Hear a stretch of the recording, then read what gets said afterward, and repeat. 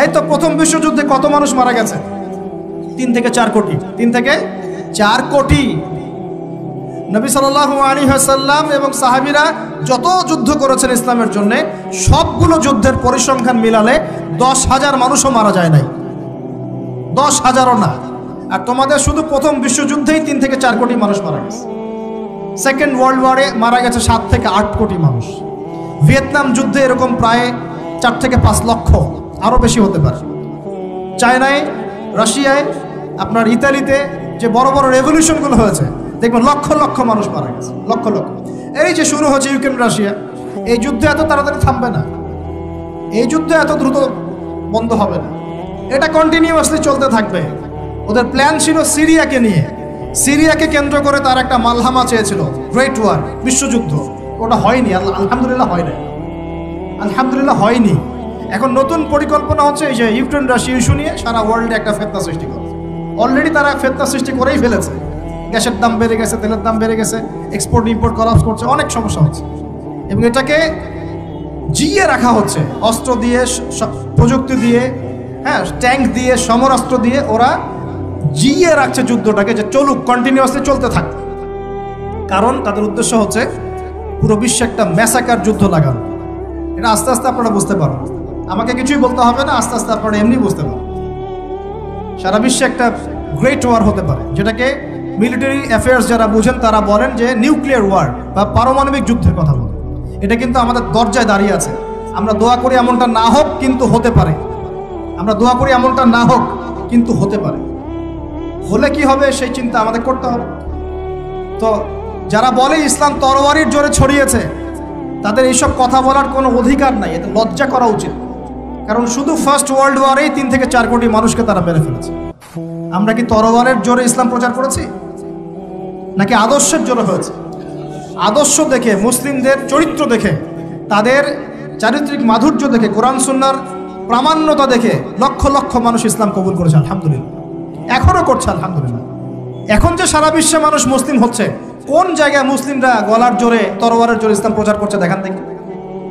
এখন কি বিশ্বে মানুষ মুসলিম হচ্ছে না? হচ্ছে কি না? পশ্চিমা সভ্যতার মানুষরা মুসলিম হচ্ছে না? এখন কি আমরা যুদ্ধ করছি? তরবারি দিয়ে ওদেরকে ধরে রেখেছি, এই ইসলাম কবুল কর, এটা বলেছে? প্রিয় ভাইরা, এটা বলতে চাচ্ছিলাম, ফেরেশতারা বলেছেন রক্তপাত ঘটাবে আর ফাসাদ সৃষ্টি করবে। তারা কি সঠিক না ভুল? ফেরেশতারা সঠিক না ভুল? সঠিক। তারা কি গায়েব জানতেন? উত্তর না। তারা কিসের আলোকে বলেছেন? ওই যে বাসিরা, দূরদর্শিতা। জিন জাতি যা করেছে এরা তো তাই করতে পারে। আল্লাহ পাক কি বলছেন? আল্লাহ পাক বলছেন ইন্নী আ'লামু মা লা তা'লামুন, আমি যা জানি তোমরা তা জানো না। মানে আমার অনেক শুকরগুজার বান্দা থাকবে যারা আমার আনুগত্য করবে, আমার বিরুদ্ধাচরণ করবে না। আমরা ওই বান্দাদের অন্তর্ভুক্ত হতে চাই, আল্লাহ পাক কবুল করুন। এটা বলে রাখি যে জান্নাতের 120টা কাতার হবে। কয় কাতার? 120 কাতার। এর মধ্যে 80টা কাতার হবে উম্মতে মুহাম্মাদের মধ্য থেকে, আলহামদুলিল্লাহ। এবার আল্লাহ পাক আদম আলাইহিস সালামকে সৃষ্টি করলেন নিজ হাতে। সূরা সাদের মধ্যে আল্লাহ পাক বলেছেন খালাকতু বিয়াদাই, আমি নিজ হাতে ওকে সৃষ্টি করেছি। আল্লাহর হাত কেমন সেটা ব্যাখ্যা করার দরকার নাই, এগুলো নিয়ে চিন্তা করতে যাবেন না। আল্লাহ পাকের মতোই, কারোর সাথে সাদৃশ্যপূর্ণ নয়। আল্লাহ পাক এবার আদম আলাইহিস সালামকে সৃষ্টি করে নাম শিক্ষা দিলেন। ওয়াল্লামা আদামাল আসমাআ কুল্লাহা, এই মহাবিশ্বের যত জ্ঞান আল্লাহ পাক আদম আলাইহিস সালামকে শিক্ষা দিলেন। বলেন সুবহানাল্লাহ। এখান থেকে দলিল পেলাম আমাদের পিতা বানর থেকে হয় নাই, আমাদের পিতাকে আল্লাহ পাক সৃষ্টি করেছে। আমাদের পিতাকে কে সৃষ্টি করেছেন? আল্লাহ রাব্বুল আলামিন। তাও আবার নিজ হাতে, মানে কি? ভালোবাসা দিয়ে, ভালোবেসে, মহব্বতের সাথে। এই খলাকতু বিয়াদাই, আমি নিজ হাতে সৃষ্টি করেছি, এই কথা মানুষ ছাড়া, আদম আলাইহিস সালাম ছাড়া অন্য কারোর জন্য আল্লাহ পাক বলেন নাই। অন্য সবার জন্য আল্লাহ পাক বলেছেন ইযা আরাদা শাইআন আইয়াকুল লাহু কুন ফায়াকুন। যখন আল্লাহ পাক কিছু করতে চান খালি বলেন কুন, হও, ফায়াকুন, হয়ে যায়। ওখানে আল্লাহ পাক বলেন নাই সাগর সৃষ্টি করেছে হাত দিয়ে, এই গ্রহ নক্ষত্র সৃষ্টি করেছে আমার হাত দিয়ে। আল্লাহ পাক এমনটা বলেন নাই। আদম আলাইহিস সালামকে আল্লাহ পাক কত মহব্বত করেন। আল্লাহ পাক বলছেন যে আমি তাকে আমার নিজ হাতে সৃষ্টি করেছি। আর আজকে তোমরা শেখাচ্ছ মানুষকে, আস্তাগফিরুল্লাহ, যে মানুষ বানর থেকে হয়ে যায়। কত বড় কুফরি, কত বড় শিরক, কত বড় লজ্জা। নিজের সম্মান মানুষ নিজে ভেবে নষ্ট করতে পারে, নিজের সম্মান নিজে নষ্ট করতে পারে। আমাদেরকে আল্লাহ সৃষ্টি করেছেন আদম আলাইহিস সালাম থেকে। তারপরে যান, শুধু সৃষ্টি করেন নাই, আল্লাহ পাক সমস্ত নাম শিক্ষা দিয়েছেন। নাম মানে এখানে শুধু নাম, মঙ্গল, নেপচুন, প্লুটো এগুলো না। নাম মানে হচ্ছে জ্ঞান। নাম মানে কি? জ্ঞান। একটা এক্সাম্পল দেই, যখন আপনি বাচ্চাকে বলেন যে A for Apple, A for কি? অ্যাপল যে শেখাচ্ছেন, অ্যাপল বলতে কিন্তু সে শুধুমাত্র একটা ওয়ার্ড শিখে না, ও কিন্তু শিখে অ্যাপল মানে একটা এমন কিছু যেটা খেতে হয়। কি করতে হয়? খেতে হয়। যখন আপনি শেখান এ ফর অ্যান্ট, ও বুঝতে পারে অ্যান্ট হচ্ছে একটা সৃষ্টি, এটা চলাচল করে, কালো কালো দেখতে, ও কিন্তু মাথার মধ্যে ওটা ছবি এঁকে নেয়।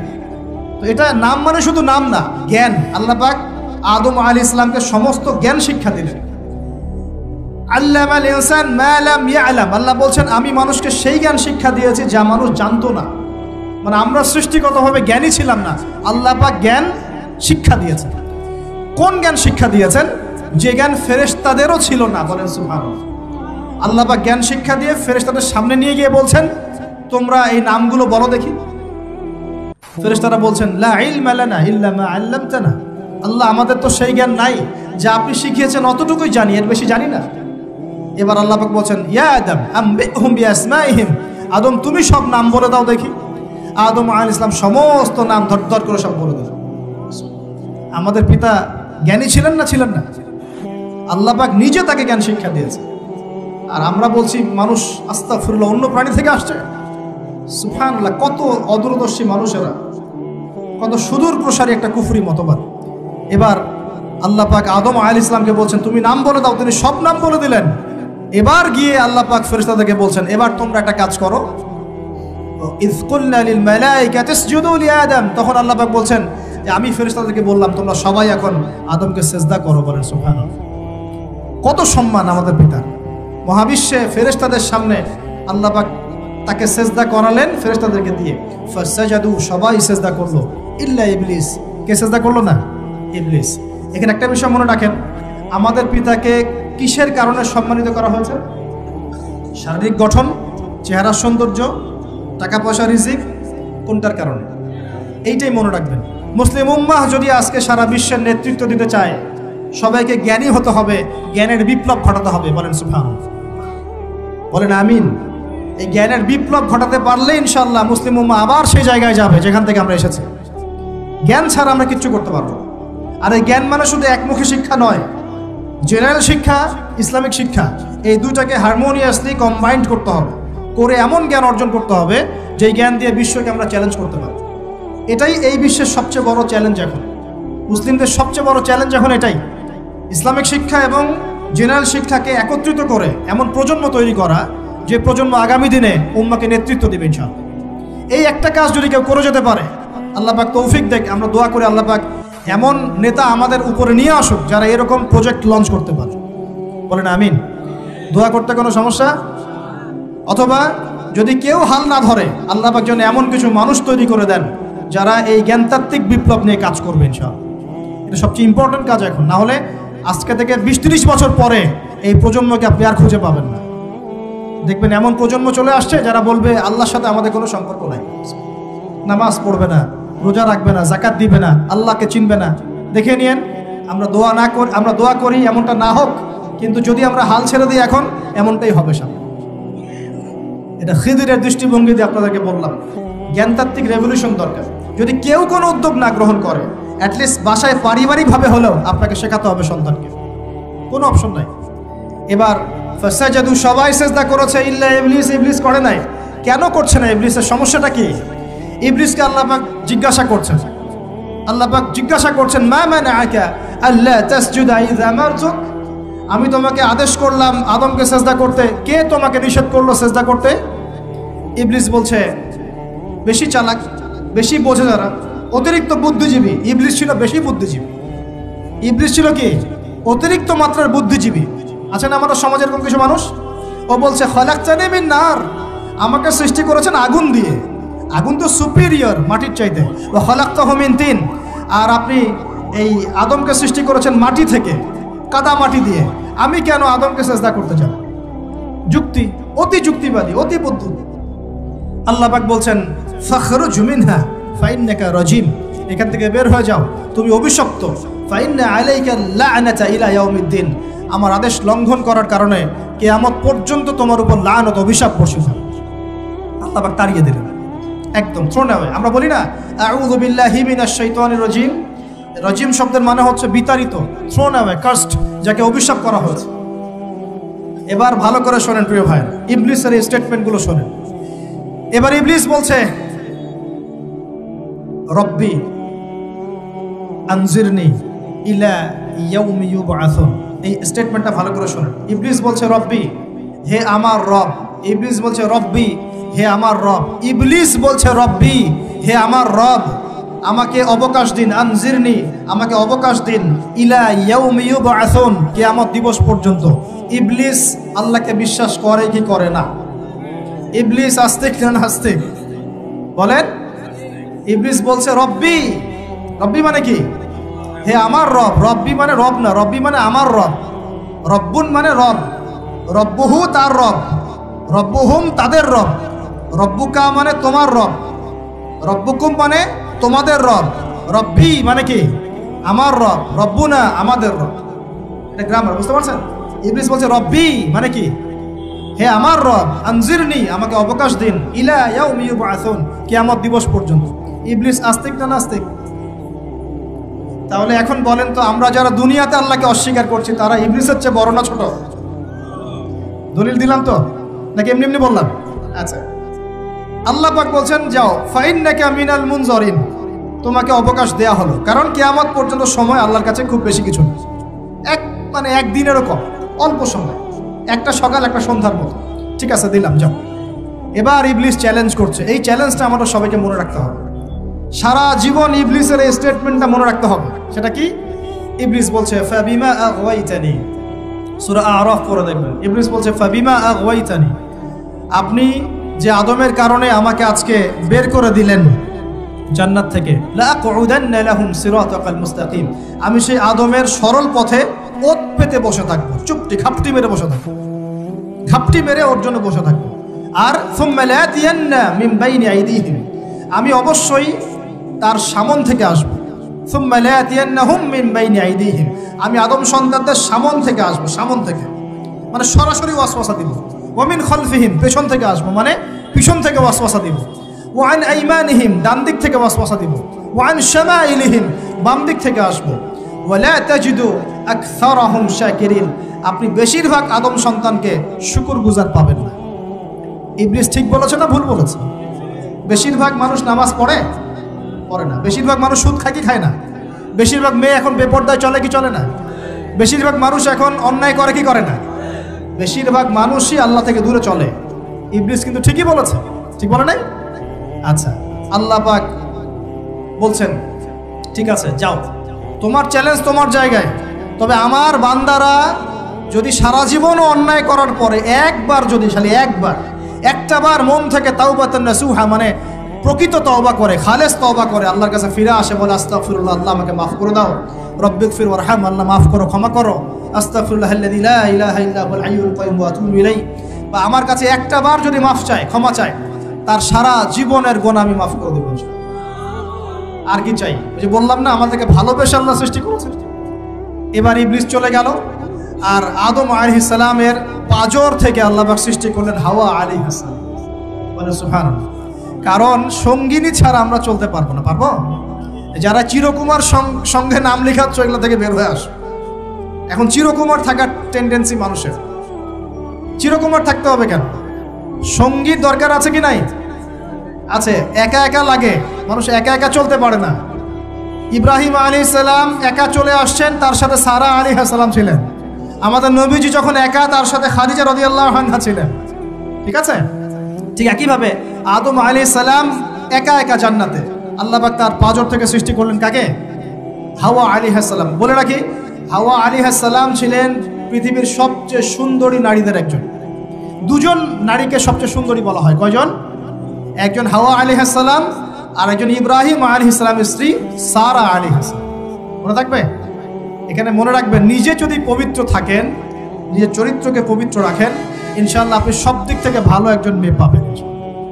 নিজের চরিত্র ঠিক থাকবে না, জিনা করবেন, 10 ঘাটের পানি খেয়ে আসবেন, দেখবেন যাকে বিয়ে করেছেন ও 15 ঘাটের পানি খেয়ে আসে। সতর্ক থাকবেন। আল্লাহ পাক হেফাজত করুন, বলি আমিন। এবার তারা দুজন জান্নাতে থাকতে লাগলেন। আল্লাহ পাক বলছেন, একটু মনোযোগ দেন, আল্লাহ বলছেন যে তোমরা দুজন জান্নাতে থাকো। ফাকুলা মিনহা রাগাদান হাইসু শি'তুমা, জান্নাতে যা ইচ্ছা তোমরা খাও, কোনো সমস্যা নেই, থাকো খাও। ওয়ালা তাকরাবা হাদিহি শাজারা, কিন্তু একটা আদেশ করছি তোমাদেরকে, এই যে গাছটা দেখছো এই গাছের কাছেও যাবে না। শব্দগুলো বোঝার চেষ্টা করো। আল্লাহ পাক বলছেন না যে গাছের ফল খাবে না, আল্লাহ পাক বলছেন গাছের কাছেও যাবে না। ঠিক যেমন আল্লাহ বলছেন ওয়ালা তাকরাবু আমওয়ালাল ইয়াতীম, এতিমের মালের কাছেও যাবে না। আল্লাহ বলছেন না এতিমের মাল খেও না। আল্লাহ বলছেন ওয়ালা তাকরাবু জিনা, জেনার কাছেও যেও না। আল্লাহ কিন্তু বলছেন না জেনা করো না। ঠিক একই ভাষায় আল্লাহ পাক বলছেন ওয়ালা তাকরাবা হাদিহি শাজারা, তোমরা দুজন এই গাছের কাছেও যাবে না। দ্যাটস অল, আর কোনো সমস্যা নাই, জান্নাতে থাকো। এবার তারা জান্নাতে থাকতে লাগলেন। থাকতে থাকতে এক পর্যায়ে ইবলিস ওয়াসওয়াসা দেওয়া শুরু করলো। কি ওয়াসওয়াসা দিল যে আমাদের পিতা মাতা সেখানে চলে গেলেন? ভাবার বিষয় তো নাকি?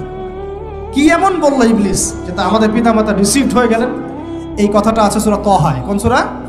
সূরা তাহা পড়ে দেখবেন। আল্লাহ পাক বলছেন ইবলিস আমাদের পিতাকে বোঝাচ্ছে, বলছে ইয়া আদম, হে আদম, হাল আদুল্লুকা, আমি কি তোমাকে জানিয়ে দিব, খবর দিব, আলা শাজারাতিল খুলদি ওয়া মুলকিন লা ইয়াবলা, এমন একটা গাছের কথা কি জানিয়ে দিব, কাছে গেলে বা তার ফল খেলে তুমি দুটো জিনিস পাবে, চিরস্থায়িত্ব পাবে, কোনোদিন মরবে না, আর বিশাল ক্ষমতার মালিক হবে। অন্য আয়াতে আসছে যে তোমরা ফেরেশতা হয়ে যাবে। এই দুটো কথা। তাহলে কি প্রলোভন দিল? চিরস্থায়িত্বের প্রলোভন এবং কি অমরত্বের প্রলোভন, অমরত্ব এবং ক্ষমতা। একটু মনোযোগ দেন, এই দুনিয়াতে যারা আল্লাহর পথ থেকে বিচ্যুত হয়ে গেছে বেশিরভাগ এই দুটার ফাঁদে পড়েছে, হয় ক্ষমতার ফাঁদে, না হলে দুনিয়ার এই যে মোহ, অমরত্ব, দুনিয়ার জীবন নিয়ে পড়ে থাকা, এই দুনিয়ার প্রেমেই মানুষ নিজের পথ হারিয়ে ফেলেছে। এই দুটোই হয়েছে। এক পর্যায়ে পিতা মাতা চলে গেলেন, ফল খেয়ে ফেললেন, যদিও বা ফল খাওয়ার কথাটা কোরআনে নাই, কোরআনে আছে তারা গাছের কাছে চলে গেলেন। কি হলো গাছের কাছে যাওয়ার পরে? ফালাম্মা যাকাশ শাজারা, আল্লাহ পাক বলছেন যখন তারা গাছের কাছে চলে গেলেন, ভাই লক্ষ্য করেন, যখন তারা গাছের কাছে চলে গেলেন প্রথম যে ঘটনা ঘটলো, বাদাত লাহুমা সাওআতুহুমা, তাদের যে কাপড় ছিল জান্নাতের কাপড়, গায়ে কাপড়টা থাপাস করে খুলে পড়ল। এখানে যদি আপনার কাপড়টা খুলে যায় কেমন লাগবে? বা কেউ যদি জোর করে কাপড় আপনার খুলে ফেলে কেমন লাগবে? কেউ যদি 10 জন জোর করে ধরে আপনার কাপড় খুলে দেয় কেমন লাগবে? আপনি নিজের জীবনের চাইতে বেশি কাপড়টা ধরে রাখার দিকে মনোযোগী হবেন না? আমাদের পিতা মাতাকে শয়তান জান্নাতে ফেরেশতাদের সামনে নগ্ন করে দিল, কাপড় খুলে পড়ে গেল। তার মানে জান্নাতে আমাদের পিতা মাতাকে নগ্ন করেছে কে? ইবলিস। তাহলে দুনিয়াতে যারা এখন আমাদের গা থেকে কাপড় খুলতে চায়, বেপর্দায় চলতে চায়, পর্দাকে কুপ্রথা বলে, কুসংস্কার বলে, যারা বলে যে অশ্লীলতার বিপ্লব ঘটুক, পোশাকের কোনো বাধা ধরা নিয়ম না থাকুক, সবাই স্বাধীন, যারা নগ্নতা অশ্লীলতার প্রচার প্রসার চায়, যারা মুসলিমদের গা থেকে কাপড় খুলতে চায়, এরা তাহলে কার হয়ে কাজ করছে? যেই কাজ শয়তান করেছে জান্নাতে ওই কাজই তারা করছে এখন জমিনে। কথা কি প্রমাণ করতে পারলাম? প্রথম দুর্ঘটনা কোনটা? প্রথম দুর্ঘটনা এটা নয় যে তারা আল্লাহর হুকুম আহকাম ত্যাগ করেছেন, আল্লাহকে অস্বীকার করেছেন, কুফরি করেছেন, শিরিক করেছেন, এগুলো হয়নি। প্রথমে সর্বপ্রথম দুর্ঘটনা হয়েছে গা থেকে কাপড় খুলে পড়ে গেছে, তাও জান্নাতে সবার সামনে। এবার আমাদের পিতামাতার কি অবস্থা চিন্তা করেন, লজ্জাস্থান প্রকাশিত হয়ে গেছে। এবার তারা জান্নাতের গাছের পাতা ছিঁড়ে ছিঁড়ে ছিঁড়ে গা এই লজ্জাস্থান ঢাকা শুরু করলেন। এটা সূরা আরাফের মধ্যে আছে। এবার আল্লাহ পাক তাদেরকে বললেন, আলাম আকুল লাকুমা, আমি কি তোমাদের দুজনকে বলি নাই, ইন্নাশ শাইতানা লাকুমা আদুউম মুবিন, শয়তান তোমাদের স্পষ্ট শত্রু, আমি কি তোমাদেরকে বলি নাই? এবার আমাদের পিতামাতা দরদর করে চোখের পানি ফেলে দিয়ে আল্লাহকে বলছেন, রব্বানা যালামনা আনফুসানা ওয়া ইল্লাম তাগফির লানা ওয়া তারহামনা লানাকুনান্না মিনাল খাসিরিন। এই দোয়া করার পর আল্লাহ পাক তাদেরকে মাফ করে দিলেন, বলে সুবহানাল্লাহ। কিন্তু জান্নাতে আর থাকা হলো না, জান্নাতে আর থাকা হলো না। আমরা অনেকে মনে করি এই ঘটনার কারণে হয়তো আল্লাহ পাক তাদেরকে নামিয়ে দিয়েছেন, এই কথাও ঠিক না। কেন ঠিক না? কারণ আল্লাহ পাক দুনিয়া সৃষ্টি করেছেন আগে, আর আল্লাহ আগেই মানুষ সৃষ্টি করার আগেই আল্লাহ পাক বলেছেন দুনিয়াতে আমার খলিফা পাঠাবো। তার মানে দুনিয়াতে যে আদম আলাইহিস সালামকে পাঠানো হবে এটা আগে থেকেই লেখা ছিল, এটা পরীক্ষা। এবার নামিয়ে দিচ্ছেন আল্লাহ পাক, কুল নাহবিতু মিনহা জামিআ, তোমরা সবাই এখন নেমে যাও। কে কে নেমে যাও? আদম, হাওয়া, ইবলিস সব নেমে যাও। কোথায় নেমে যাও? দুনিয়াতে নেমে যাও। ফাইম্মা ইয়াতিয়ান্নাকুম মিন্নি হুদান, দুনিয়াতে তোমাদের কাছে আমার পক্ষ থেকে হেদায়েত আসবে। কি আসবে? হেদায়েত মানে আল্লাহর কিতাব এবং নবী রাসূল আসবেন। ফামান তাবিআ হুদায়া, যারা আমার হেদায়েতকে মেনে চলবে, ফালা খাউফুন আলাইহিম ওয়ালা হুম ইয়াহজানুন, তাদের কোনো টেনশন নাই, কোনো ভয় নাই। যে জান্নাত থেকে এসেছো ওখানেই ফিরে আসবে ইনশাআল্লাহ। কিন্তু ওয়াল্লাযীনা কাফারু ওয়া কাযযাবু বিআয়াতিনা, যারা আমার আয়াতকে মিথ্যা প্রতিপন্ন করবে, অস্বীকার করবে, ফাউলাইকা আসহাবুন নার, এরা হবে জাহান্নামের অধিবাসী। হুম ফিহা খালিদুন, তারা সেখানে ওই শয়তানের সাথে চিরস্থায়ী হবে। এই দর্শনটা কি সহজ না কঠিন? দুনিয়াতে যাচ্ছ যাও, এই দুনিয়ার জীবন চিরস্থায়ী নয়, নির্দিষ্ট টাইম দেওয়া হয়েছে। এখানে মাতাউন ইলাহিন, এখানে নির্দিষ্ট সময়ের জন্য তোমাদেরকে রিজিক দেওয়া হবে, আবাসস্থল দেওয়া হবে, স্ত্রী সন্তান, বাড়ি গাড়ি সব দেওয়া হবে। তবে এটা চিরস্থায়ী নয়। এখানে হেদায়েত আসবে, কোরআন সুন্নাহ আসবে, আল্লাহর ওহী আসবে, নবী রাসূল আসবেন। তোমরা যদি এই ওহী মেনে চলো, নবী রাসূলের আনুগত্য করো, আবার সেই জান্নাতে ফিরে আসবে ইনশাআল্লাহ, কোনো টেনশন নাই, কোনো ভয় নাই। কিন্তু যদি এই দুনিয়ার সংক্ষিপ্ত জীবনে শয়তানের তাবেদারি করা শুরু করো, তাহলে শয়তানের সাথেই পরকালে জাহান্নামে থাকতে হবে, জান্নাতে যাওয়া হবে। এই হলো পরীক্ষা। এবার আমরা দুনিয়াতে নেমে আসলাম, তার মানে আমরা এই দুনিয়ার বাসিন্দা ছিলাম না জান্নাত থেকে আসছি? দুইটা বিষয় একদম স্পষ্ট। আমাদের পিতা হচ্ছেন আদম আলাইহিস সালাম, যিনি বানর ছিলেন না, মানুষ ছিলেন, এক। আর দুই নাম্বার, আমরা এই দুনিয়াতে বিবর্তনবাদের মধ্য দিয়ে আসি নাই, সরাসরি জান্নাত থেকে আসছি। আল্লাহ পাক আদম আলাইহিস সালামকে জান্নাত থেকে দুনিয়াতে পাঠিয়েছে, জান্নাত থেকে সরাসরি দুনিয়াতে পাঠিয়েছে। বরং কোরআন এর উল্টা কথা বলেছে। কি কথা? কোরআন সূরা বাকারায় বলছে একটা জাতি ছিল, তার নাম বনু ইসরাইল। কি নাম? এই বনু ইসরাইলের মধ্যে একটা দলকে আল্লাহ পাক বলেছিলেন শনিবারের দিনে মাছ ধরবে না। কি বলেছেন? শনিবারে, এই যে সাগর আছে আপনাদের মনে করেন, এই শনিবারে মাছ ধরবে না। তো বনু ইসরাইল বেশি চালাক, অতি চালাক, যারা ওই যে প্যালেস্টাইন দখল করে বসে আছে, ওরা দাবি করে আর কি, আসলে এরা সত্যিকারের বনু ইসরাইল নয়, এরা ইউরোপিয়ান জিউস, এরা কিন্তু সত্যিকারের বনু ইসরাইল নয়। এখন এরা অতি চালাক, মাছ ধরে নাই, কিন্তু মাছ ধরার বাদ দিয়ে রাখছে। মাছ আসে, বাদ দিয়ে রাখি, পরে ধরব। এই পাপের কারণে, এই সীমা লঙ্ঘন করার কারণে সূরা বাকারা এবং সূরা আরাফে আল্লাহ পাক বলেছেন ওই মানুষগুলোকে আল্লাহ পাক বানর বানিয়ে দিয়েছে। তাহলে মানুষ থেকে বানর হয়েছে এই দলিল কোরআনে আছে, পড়ে দেখেন।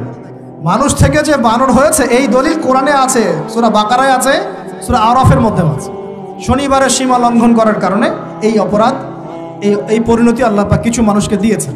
তারা এখনো জীবিত আছে কিনা আমরা জানি না, ওদেরকে আল্লাহ পাক মেরে ফেলেছেন না বেঁচে আছে আমরা এগুলো জানি না, কারণ কোরআন এগুলো নিয়ে কথা বলে না। এতটুকু কোরআন বলেছে। তবে এখনো কিন্তু বহু বাইরের মানুষ আকৃতির প্রাণীকে আল্লাহ পাক ভেতর থেকে বানর বানিয়ে দিচ্ছেন না?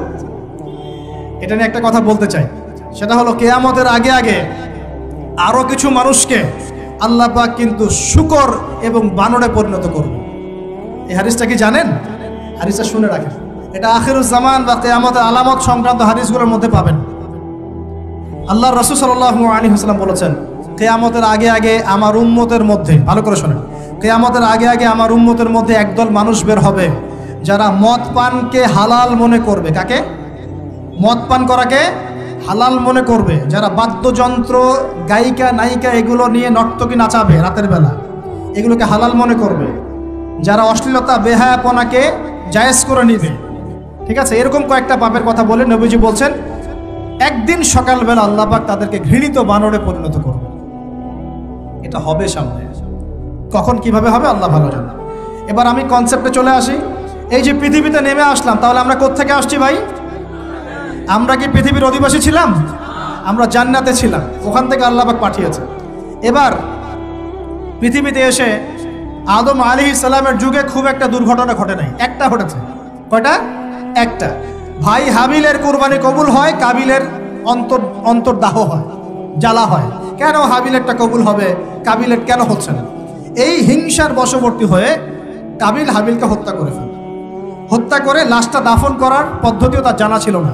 আল্লাহ কাককে পাঠালেন, কাককে দেখে সে শিখল। প্রথম দুর্ঘটনা হচ্ছে হাবিল কাবিলের দুর্ঘটনা। বলে রাখি, আজকেও নিজের ভাইয়ের বেশে বহু কাবিল মুসলিম সমাজের মধ্যে ঘুরে বেড়ায়। নিজের ভাইয়ের লেবাসে পোশাকে সুরতেই বহু কাবিল এখনও কিন্তু মুসলিম সমাজে ঘুরে বেড়ায়। তো আমরা কাবিলদেরকে কাবিলের পরিণতি সম্পর্কে সচেতন করতে চাই। হাবিল বলেছিল, তুমি যদি আমাকে মারতে আসো, আমি তোমাকে মারার জন্য হাত বাড়াবো না। হাবিল জান্নাতে যাবে আর কাবিল জাহান্নামে যাবে।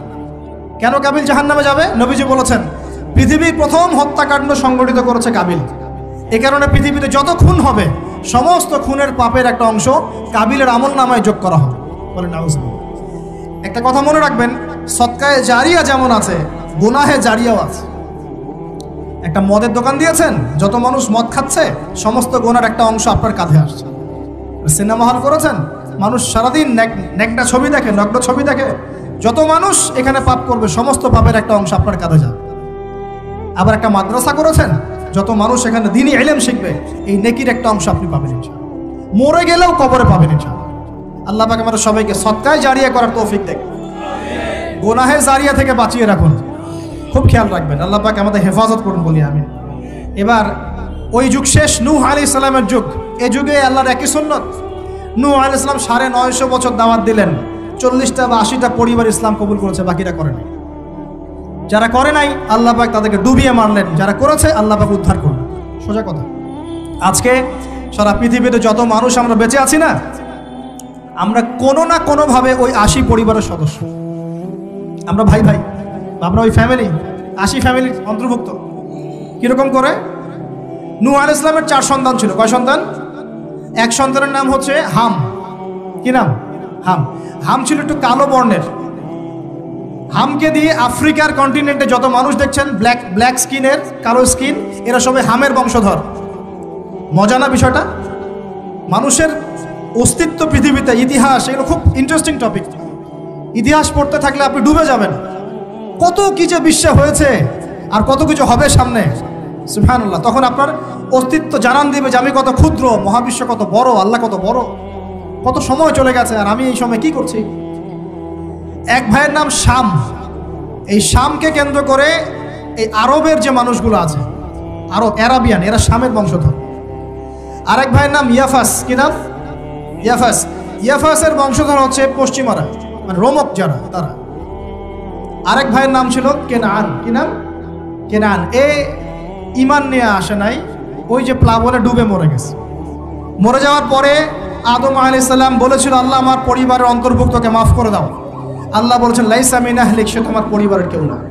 নবীর সন্তান হয়েও, নবীর সন্তান হওয়ার পরেও ইমান না আনার কারণে সে জাহান্নামে গেছে। আর আমরা আর কি এমন মানুষ, অমুক আলেমের সন্তান, অমুক বক্তার সন্তান, হ্যাঁ, অমুক পীরের নবাবজাদা, অমুক তমুক, এইসব বড়াই করে লাভ নাই। আমল, আকীদা, ঈমান যদি ঠিক না থাকে, আমাদের বংশ পরিচয় আমাদেরকে বাঁচাতে পারবে, আমাদের দেশ, জাতীয়তাবাদ, বর্ণ বাঁচাতে পারবে না। যার যার কবরে তাকে তাকে যেতে হবে। নিজের আমল নিয়ে ফিকির করে, নিজের কবর নিয়ে ফিকির করে, অন্যের দিকে চোখ দেওয়া বন্ধ করেন, আগে নিজের কবর ফিকির করেন। আল্লাহ পাক সবাইকে তৌফিক এনায়েত করেন। যারা বুদ্ধিমান তারা নিজেকে নিয়ে ব্যস্ত থাকে, যারা অহংকারী, উদ্ধত, এরা মানুষের পিছনে পড়ে থাকে। আল্লাহ পাক আমরা সবাইকে নিজের চেহারা আয়নায় দেখার তৌফিক দান। প্রিয় ভাইরা, নূহ আলাইহিস সালামের যুগ চলে গেল, 950 বছর দাওয়াত দেওয়ার পরে এই পরিণতি হয়েছে। এরপরে আসছে ইব্রাহিম আলাইহিস সালামের সময়।